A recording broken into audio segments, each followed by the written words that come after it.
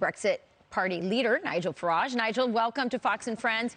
We've been talking this morning about how uninspiring that speech was to the troops, but also how dangerous it is for him to make a gaffe like this in the middle of this tinderbox situation. Yes, I mean, firstly, he tells the 82nd Airborne they're heading into Ukraine. That's 48 hours after when he was asked, what if Putin uses chemical weapons? And he said, we'll respond in kind. Really? Are we going to use chemical weapons? I don't think so. At least I hope we're not.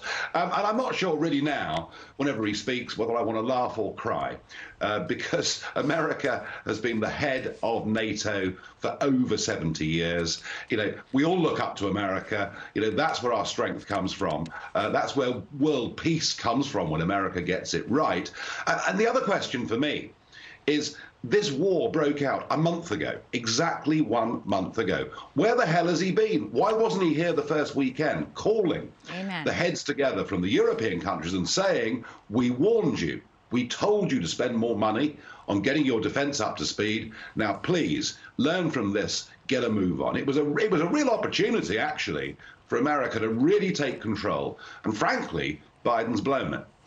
Nigel, do you think Europe is doing enough as it pertains to energy, as it pertains to supporting Ukraine? Is this a moment where Europe steps up?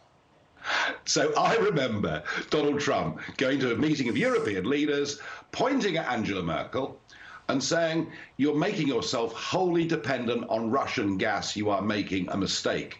And they all thought, what a horrible man. Oh, isn't he rude? Isn't he vulgar? Isn't he awful? Well, I tell you what, he was absolutely right. And so Europe's in a mess because they cannot put effective sanctions on Putin because Germany and Italy, to some degree, I mean, literally the lights would go out if Putin turned off those taps. So the European response is a mess. The American response has been slow, but it's now happening with much larger numbers of American soldiers going into Poland, hence Biden's visit.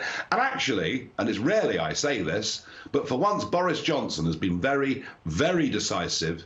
You know, even in the months leading up to this, we provided training for Ukrainians. We provided them with phenomenal new anti-tank weapons, which are proving very effective. But the European Union can't agree on anything because it's so split on energy. Nigel, you can see the approval rating of Joe Biden here at home. It's down to 34%. Disapproval is up to 52% for Joe Biden. You know, you spoke a little bit earlier in the program about some of the calculated decisions of this administration, when and when not to go, when and when not to lead. I'm curious from an international perspective what you think, what the impression is of Joe Biden when you see the uncalculated moments, like when you hear him say to the American troops what you're going to see there after committing not. You know, I'm just curious from a leadership perspective, when I don't know what to call him, Nigel, gaffes, stumbles, incompetence, just, I don't. Well, when you were told America is back. Yeah, you know? Yeah, well, that's right. America is back. Everybody cheering. Oh, Joe Biden's such a great guy.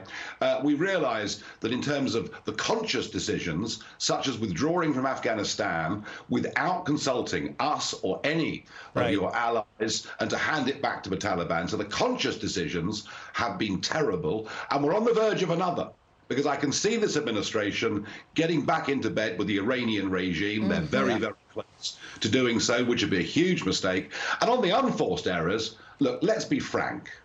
You know, this man is an embarrassment to your country. And if he's the leader of the free world, we're all in trouble. Nigel, are the Europeans missing Trump? That's a good question. I can assure you there are many people like me in Brexit Britain that are missing Mr. Trump. But I think the European leaders were contemptuous of him, and now they know he was right about not buying Russian gas. Now they know he was right about the need for them to spend the right amount of money on NATO forces and not rely on the American taxpayer. I think if he was president right now, there'd be a certain coolness in the room. But believe you me, on those two massive issues, Trump was 100% right. Sure was. All right, Nigel Farage, great to talk to you this morning. Thank you, Nigel. Appreciate it.